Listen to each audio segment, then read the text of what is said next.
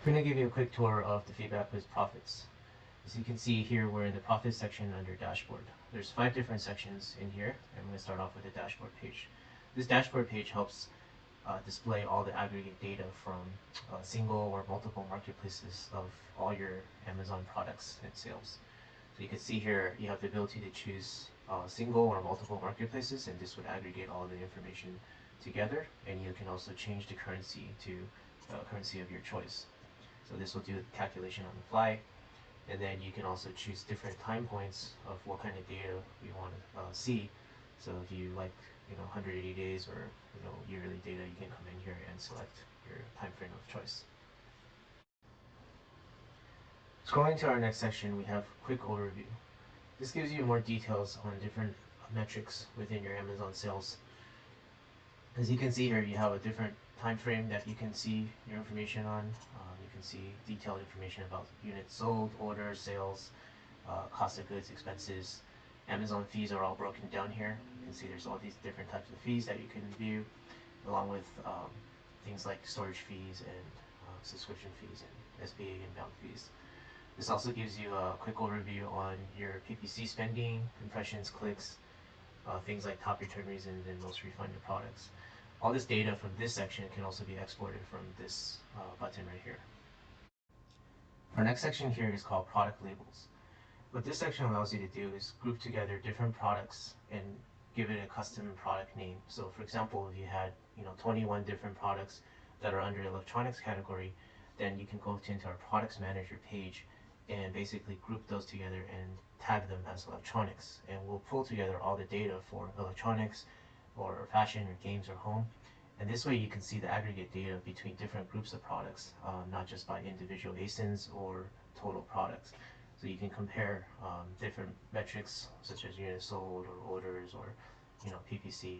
So this data here is all grouped together, and you can select multiple labels and compare them between different time frames.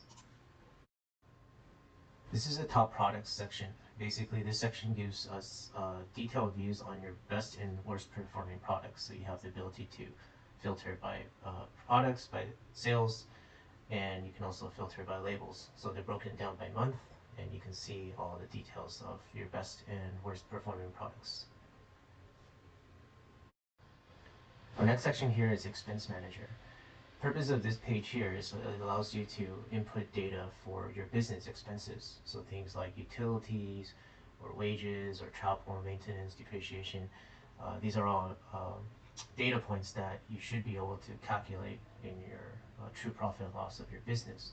So we give you the ability to import this data through a CSV file if you want to bulk input it. And you also have the ability to export the data as well.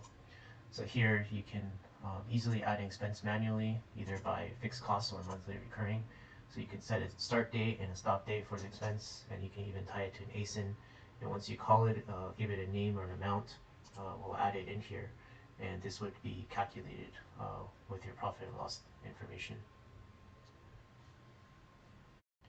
Here we're in our cost of goods manager, and this allows you to tie different costs directly to a different ASIN or SKU. You can see there's an ability here to search and filter. You can import and export the data, and to add a different added cost of goods, you just click on Add COGS, and you have the ability to select the marketplace for COGS, either by unit or fixed cost, and the ability to set a start and end date for these costs. Within here, you'll be able to see by each ASIN product, and then you can expand to see all the different cost of goods that are tied within these ASINs. This is our reports page here, and what this page is showing is a breakdown in weekly and monthly and daily time frames of all your products.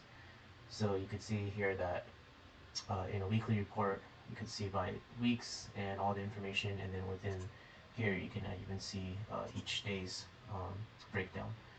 And then scrolling down here gives you more details on the monthly reports, so you can see exactly how your products perform by month and down to each day within the month here. We're going to go to the product manager page here, and you can see there's a different type of layout, and we're going to talk about the profits section of this page. So this page here gives you very detailed data on specific ASINs and SKUs. So you have the ability to filter different information here. You can choose by labels, you can choose different time frames, and again, you can aggregate or choose single and multiple marketplaces. These cards here give you the aggregate information of all the products that are being shown on this page here. So they add up all the information. And within this product manager page, you can see that there's a lot of different data points that tell you exactly price, units, sales, taxes, you know, and different types of trend graphs. So this can all be configured under the customized column section. So you can choose exactly which data points you want to view each time you come in. Now this page is very nice because it gives you the ability to see trends in different time frames. So if I'm looking at a range of, let's say, 4 or 5 months, then you can kind of get a view of what these details, trends look like. However, you go too far out, you might not be able to see all the information. So you can come in here and clicking into each graph, you have the ability to actually see exactly what these data points look like, and you can also compare against different types of data points like refunds versus PPC. You can change it to bar and graph, and you can even show things like the previous periods, compare the difference between there. This page here also allows you to use bulk functions. So if you want to, let's say, filter for a specific product and you want to tie these to a specific label, then you can select all the products on this page or select single products, and you can now create bulk labels. And by creating bulk labels, this allows us to look at aggregate data in the profits dashboard for these specific products.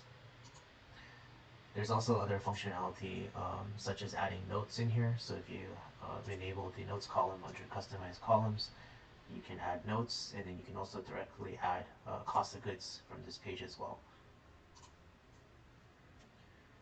So if you notice that if you hover over some of these data points, you'll be able to get some more information such as Amazon fees. So for each ASIN, you can see exactly what kind of fees are being charged in each time frame.